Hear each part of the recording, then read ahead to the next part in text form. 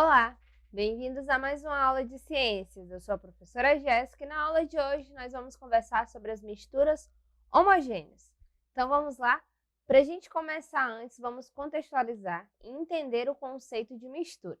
Como vocês podem ver no slide, estão aparecendo aí dois GIFs, que são essas imagens animadas, de algumas misturas acontecendo. Mas o que seria misturar?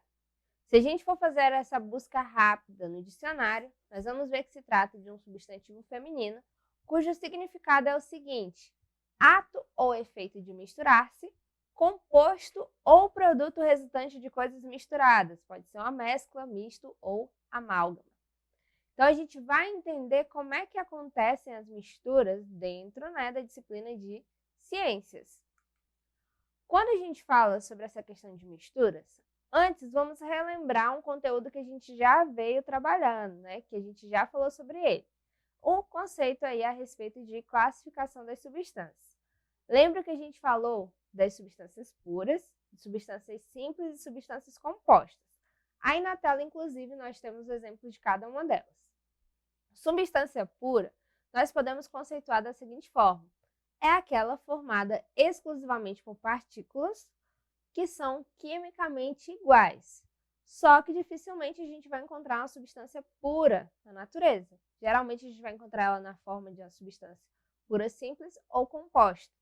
Pode ser que tenha aí só um elemento químico, ou pode ser que a gente tenha a interação de mais de um, que é o caso da substância composta.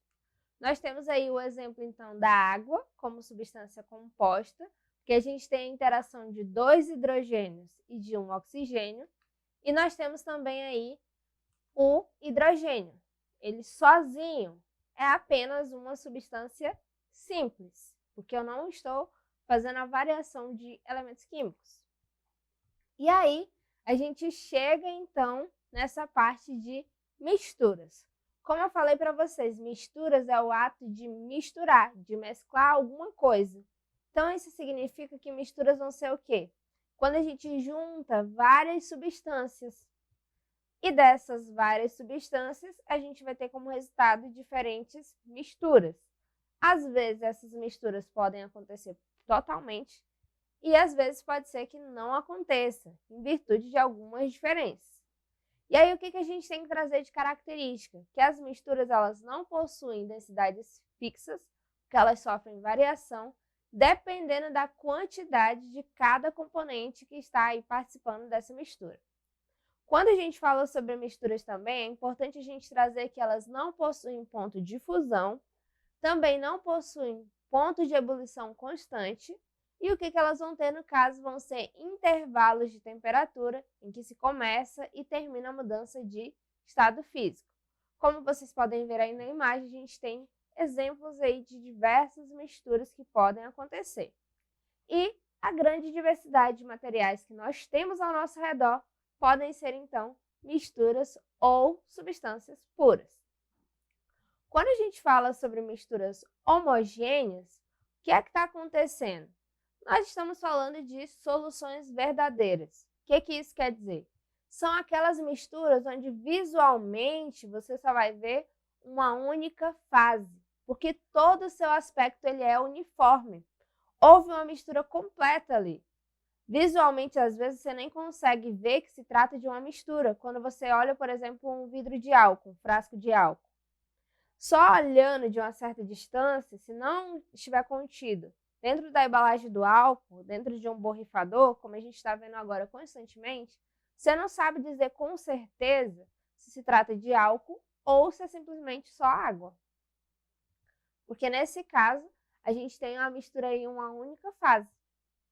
E outra característica é que as misturas homogêneas elas não são separadas por métodos físicos, como a centrifugação, que é uma técnica aí que vai facilmente separar os componentes do leite e do sangue. Um exemplo de mistura que a gente tem logo de início é a água mineral. A água mineral ela é uma mistura homogênea, tá? Então até a água que a gente consome se trata de uma mistura, porque a gente não consome ela na sua forma mais pura. Na sua forma mais pura, na verdade, é a água destilada e não a água mineral. E as misturas homogêneas, o que mais de importante que a gente tem que trazer? Mais uma vez eu retorno aí para vocês aqueles GIFs lá do início. Por quê? Em ambos a gente observa, ó, depois que houve aí o ato de misturar, né? Elas ficaram aí com uma única cor, uma única coloração, uma única fase. Isso porque nas misturas homogêneas as fases são indistinguíveis. Você não consegue ver quantas fases estão participando daquele processo, você só vê uma.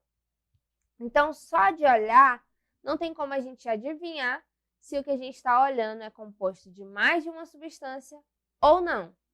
E aí, alguns exemplos que a gente tem de misturas homogêneas. O ar que nós respiramos, tá? Que ele vai ser composto aí principalmente pelos gases de nitrogênio e oxigênio. Eles interagem, se misturam e vão resultar no ar que a gente precisa a todo momento. E já as misturas heterogêneas vão ser o contrário. Como assim?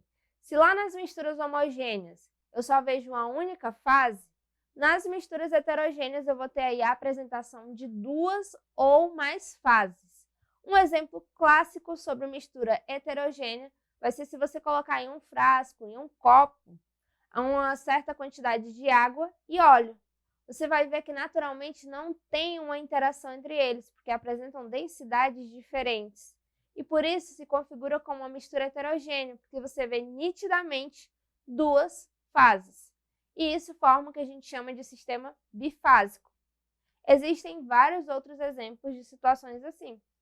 E aí, se eu pedisse para vocês representarem no caderno agora uma mistura homogênea e uma heterogênea utilizando os lápis de cor, o que você faria? Certamente na substância simples, você só utilizaria uma única cor. Já para se tratar das misturas heterogêneas, como são fases distintas, você poderia utilizar 2, 3, 4 cores, quantas cores você quisesse. Só que, é claro, você não ia misturar todas, né, numa mesma porção. Você faria primeiro uma listra de uma certa cor, acima dela outra listra e assim por diante, configurando aí as diferentes fases. E um outro exemplo de mistura heterogênea que nós temos vai ser o nosso sangue. Porque se a gente for observar o sangue no microscópio, nós vamos ver aí que se trata de uma mistura heterogênea, porque a gente vai conseguir observar o plasma e as células vermelhas, ou seja, você vê que tem a interação de mais de um componente. Visivelmente, quando você olhar no microscópio, você vai ver essa distinção. Talvez, quando você olha, né, o seu sangue assim a olho nu, você tem a impressão de que é uma mistura homogênea. Só que se você for fazer uma análise minuciosa, você verá que se trata, na verdade, de uma mistura heterogênea. E nós temos aí misturas de fases diferentes, ou seja, as misturas não necessariamente são misturas de dois líquidos, tá? Como vocês podem ver mais uma vez na imagem. Nós podemos ter aí misturas homogêneas e heterogêneas em que há um sólido ou pode haver também um gás dissolvido. Como vocês podem ver aí a água com gás. Na água com gás, a gente está vendo aí que tem mais de uma participação. Tem o gás dissolvido dentro dela. E uma perguntinha importante, ó, como vocês podem ver na tela.